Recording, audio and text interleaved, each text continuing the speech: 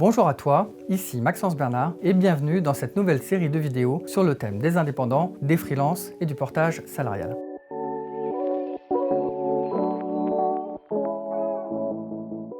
Aujourd'hui, dans cette première vidéo, je vais te parler de notre métier, le portage salarial. Et en fait, je vais t'expliquer en quoi, si tu es freelance ou si tu vas le devenir, en quoi le portage peut vraiment être le statut idéal pour toi pour te lancer. Alors en fait, je vais t'arrêter tout de suite. Ne pense pas que le portage soit une discipline de l'haltérophilie ou du portage de repas. Non, absolument rien à voir. En fait, le portage salarial va t'intéresser si tu remplis 4 critères. Le premier, c'est que tu as au moins une compétence, par exemple l'informatique. Le deuxième, c'est que tu es capable d'avoir un minimum d'autonomie. Tu sais gérer et t'organiser, gérer ton emploi du temps comme bon te semble. Le troisième, c'est que tu es capable de discuter avec un client, aller voir une entreprise et négocier une prestation de service. Et enfin, le quatrième, c'est que tu es dans les services intellectuels. Malheureusement, notre activité ne couvre pas les activités manuelles. Alors par exemple, être dans l'informatique, dans le consulting, dans le management de transition, dans la logistique, etc.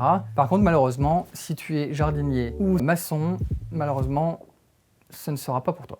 Alors, si tu remplis les 4 critères, le portage va t'apporter 3 bénéfices principaux. Le premier, c'est la liberté. En fait, en portage, tu es absolument libre. C'est toi qui définis tes propres tarifs, c'est toi qui choisis tes clients et c'est toi qui gères ton propre emploi du temps. Le deuxième bénéfice, c'est que tu es déchargé de tout. Tu n'as rien à faire quasiment, aucune démarche administrative, pas d'entreprise à créer, aucune obligation comptable, fiscale, sociale. En tout cas, toutes les démarches ou toutes les obligations qu'un entrepreneur peut avoir, tu es absolument exempté de tout ça. Et enfin, le troisième bénéfice, et pas des moindres, c'est que tu es aussi sécurisé qu'un salarié, c'est-à-dire que tu es embauché par la société de portage et donc tu as un statut de salarié avec tout ce qui va avec, la protection sociale, la sécurité sociale, le chômage, la prévoyance, la mutuelle, la retraite, etc., etc., etc. Quelles sont finalement les étapes? C'est la question peut-être que tu te poses. Comment on démarre en portage? Alors, la première étape, ça va être de négocier une prestation de service. Alors, n'hésite pas à nous consulter. Si nous pouvons t'aider, nous le ferons. Là-dessus, on peut t'apporter plein de conseils. La deuxième étape, c'est finalement ce qui vient après. C'est un contrat de prestation de service qui va être signé entre ton client et la société de portage. Enfin, la troisième étape, le contrat de travail. Puisque nous allons t'embaucher, tu deviendras notre salarié. Et enfin, la quatrième étape, à partir du moment où tout est signé, tu peux commencer les prestations et en général, il y a un cycle mensuel qui s'enclenche, donc les factures d'un côté et la paye de l'autre. À partir du moment où tu es embauché, tu peux donc continuer comme ça, ad vitam aeternam. Et d'ailleurs, nous avons des salariés portés depuis des années qui se plaisent totalement et qui s'épanouissent dans cette activité. Alors je te passe finalement tous les services qu'on peut t'apporter au-delà de la simple gestion administrative. Dans tous les cas, je détaillerai ces concepts un peu plus profondément dans les prochaines vidéos. Si tu as aimé cette première vidéo, je t'invite à t'abonner à notre chaîne, à mettre un petit pouce bleu, ça mange pas de pain. Et d'ici là,